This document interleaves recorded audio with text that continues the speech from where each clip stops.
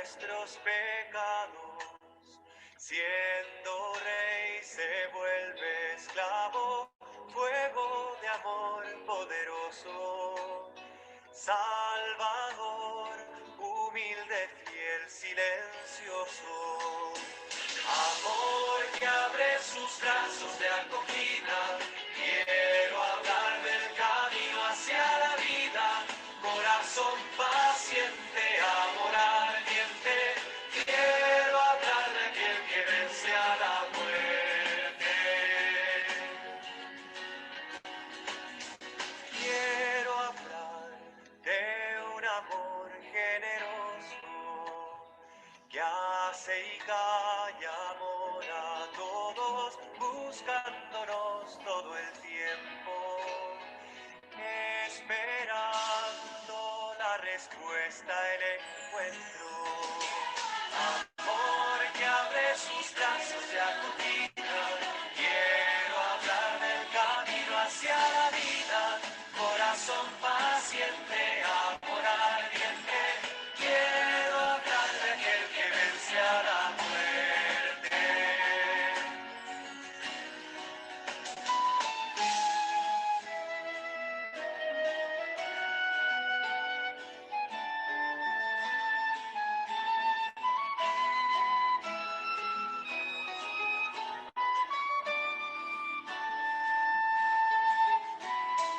Quiero hablar de un amor diferente, misterioso, inclaudicable, amor que vence en la cruz. Quiero hablar del corazón de Jesús. Amor que abre sus brazos de acogida, quiero hablar del camino hacia la vida, corazón paciente, amor ardiente, quiero hablar de aquel que vence a la muerte.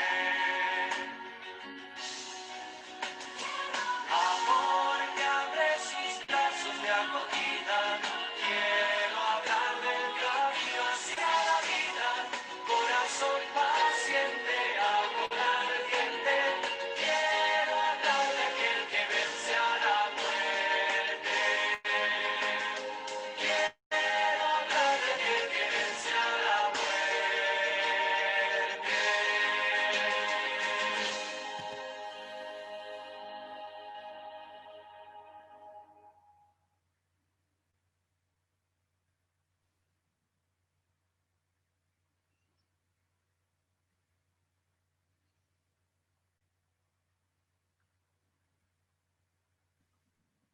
Muy bien.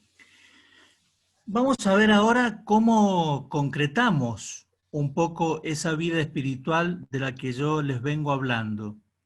Entonces vamos a ver ahora algunos elementos que tienen que estar presentes, que de alguna manera tenemos que concretarlos para que podamos realmente darle, digamos, cuerpo y organicidad a toda esa relación con Dios.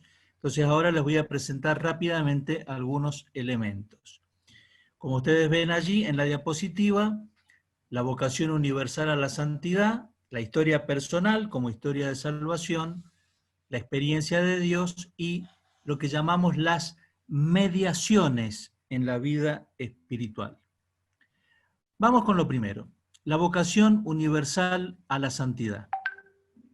Ustedes saben que el concepto o la idea de santidad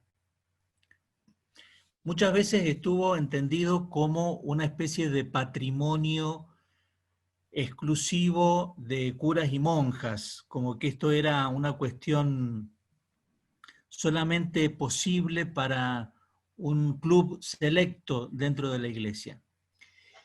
En realidad el tema es, la vocación universal a la santidad es un tema muy viejo. Hay un texto de los primeros siglos de la iglesia, que es la llamada Carta a Dionieto, donde ya se plantea que los cristianos tienen que ser como el alma del mundo.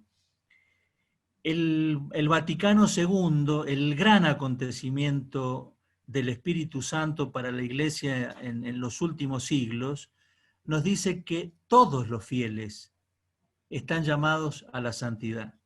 Qué interesante me parece, qué estimulante pensar que un laico soltero, casado, que un consagrado, que un célibe, que una virgen consagrada, que un cura, un obispo, un papa, ojalá Dios quiera, respondan a ese llamado a la santidad.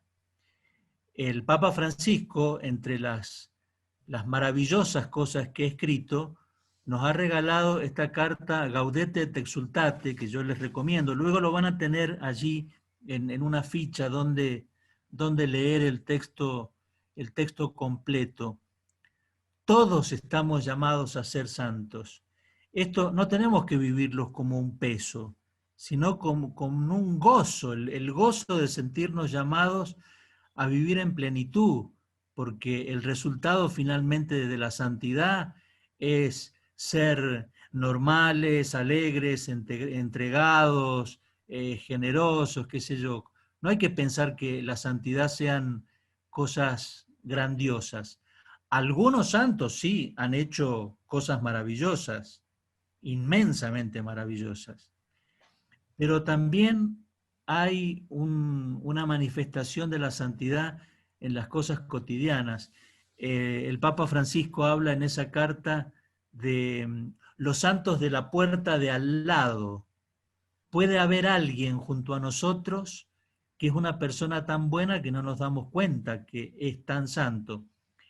Y fíjense, por eso nosotros tenemos en la iglesia una fiesta, que es la fiesta, la gran solemnidad de todos los santos, donde celebramos a los santos y beatos canonizados y a los que no han sido reconocidos como tales, aquellos que anónimamente han vivido el Evangelio toda su vida.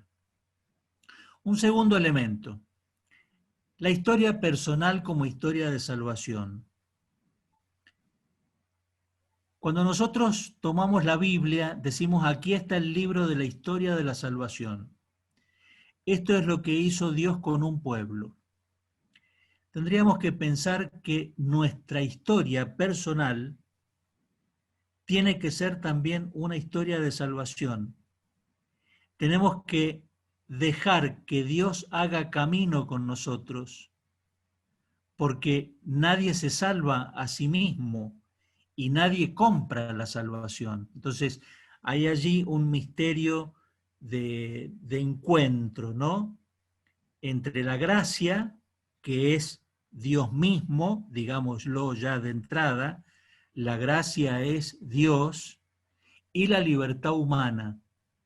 Pero yo tengo que sentir que en esta historia que voy transitando, en este camino que voy recorriendo, a veces tan difícil, nuevamente volvemos a la etapa de la historia que nos toca vivir, tenemos que hacer de esta parte, de esta vida, historia de salvación, ¿no? Para no caer en el vacío, no sentirnos que estamos absolutamente solos o abandonados. Por eso es muy importante buscar lo que llamamos una experiencia de Dios. No deberíamos confundirnos o no deberíamos pensar que se trata de algo raro, absolutamente fuera de lo común, o no se trata de cosas que salen de lo cotidiano. Se trata de descubrir, ¿no? Descubrirlo a Dios que anda allí entre nosotros, ¿no? Que de alguna manera nos sonríe, nos acaricia, nos consuela. Y esto va a venir siempre a través de un amigo, una lectura bíblica que hacemos, una celebración de la que participamos. La liturgia es el gran lugar de la revelación de Dios. Entonces, si Dios se ha hecho hombre, ese misterio de amor de la encarnación, es para que todo lo humano quede redimido. Al hacerse hombre, nos enseña a ser hombres. También el concilio nos lo va a decir en Gaudium et Spes 22, va a decir, el misterio del hombre se esclarece a la luz del misterio del Verbo encarnado. Los hombres, los seres humanos, aprendemos a ser humanos, en esto nos va a ayudar enseguida la próxima canción que vamos a escuchar, porque cuanto más humanos seamos, más cristianos seremos. El cristianismo no es una cosa extraña a lo humano. Muy bien. ¿Y cómo logramos esto? ¿Cómo vamos haciendo realidad esta vida espiritual? Bueno, aparecen acá lo que nosotros llamamos las mediaciones. En primer lugar, la palabra de Dios. Estamos transitando el mes de la Biblia. Convendría preguntarnos qué lugar tiene la palabra de Dios como luz, como lámpara, como guía. La otra gran mediación van a ser los sacramentos.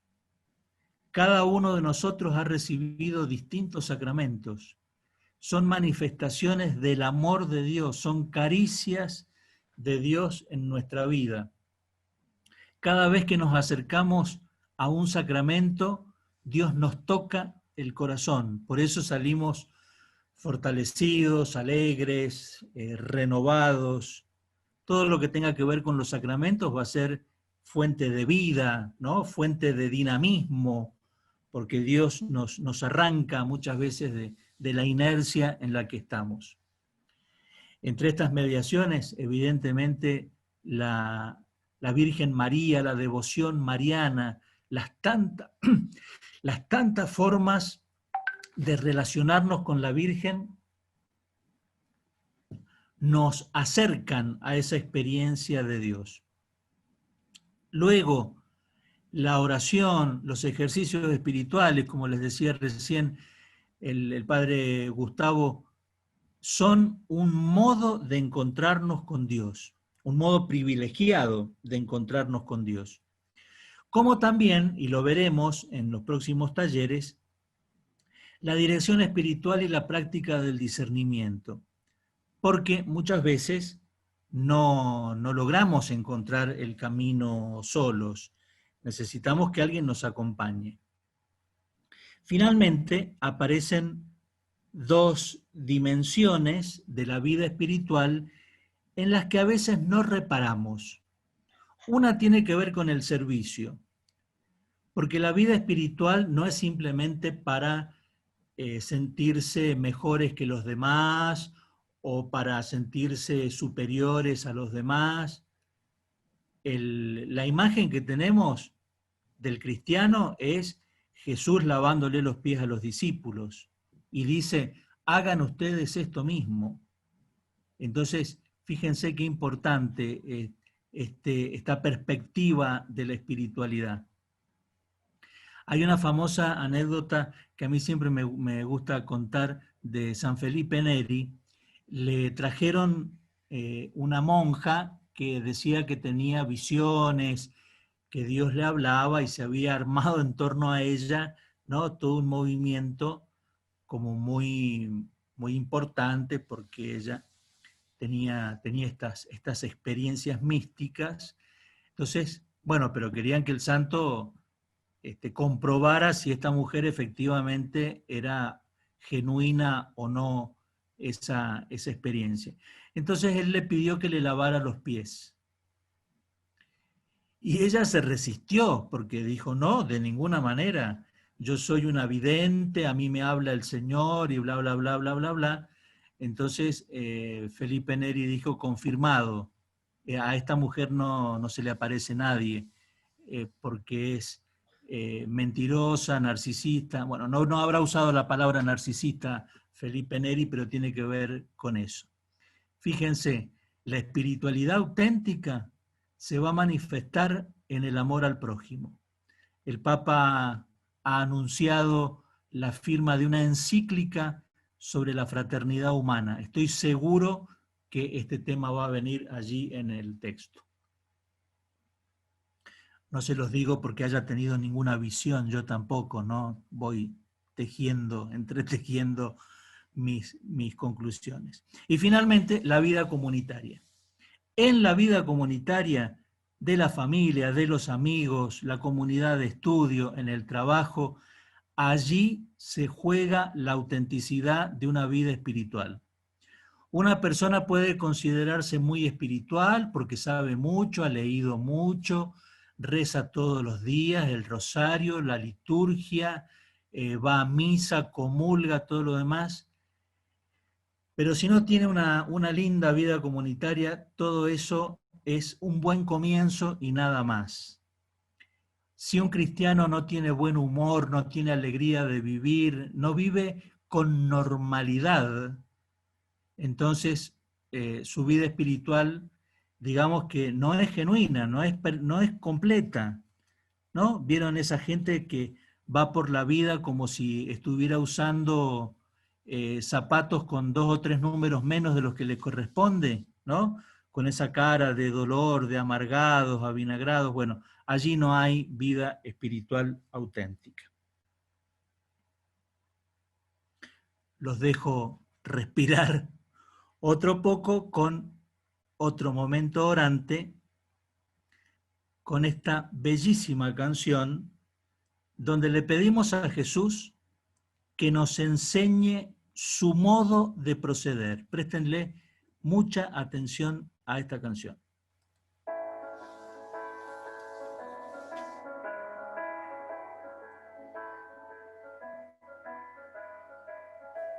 Jesús, al contemplar en tu vida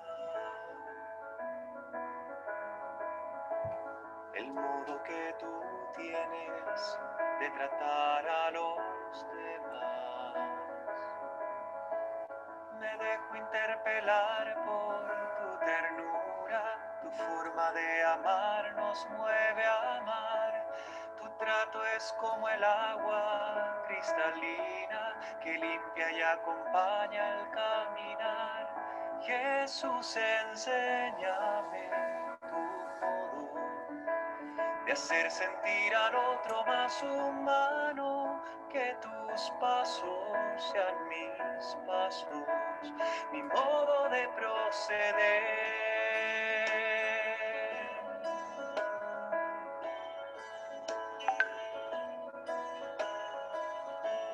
Jesús, hazme sentir con tus sentimientos,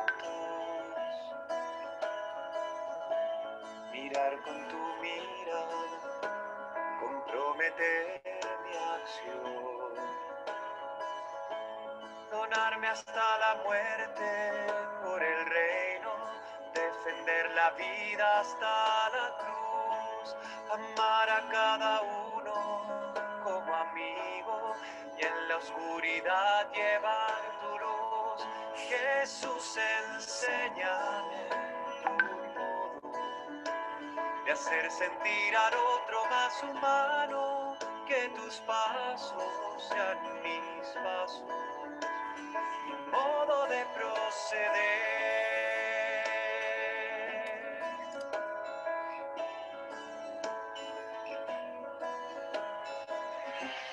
Jesús, yo quiero ser compasivo con quien sufre, buscando la justicia, compartiendo nuestra fe, que encuentre una auténtica armonía entre lo que creo y quiero ser. Mis ojos sean fuente de alegría, que abrace tu manera de ser. Jesús, enséñame tu modo de hacer sentir al otro más humano, que tus pasos sean mis pasos, mi modo de proceder.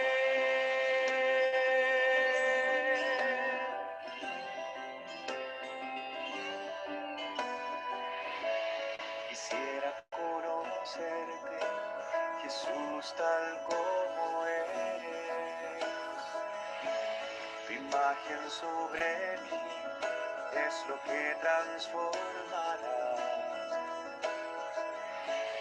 mi corazón en uno como el tuyo, que sale de sí mismo para dar, capaz de amar al Padre y los hermanos, que va sirviendo al reino en libertad.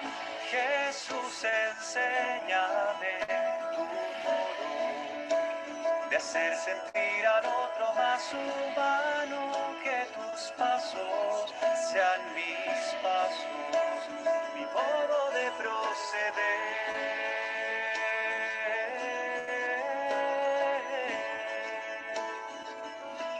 Enséñame tu modo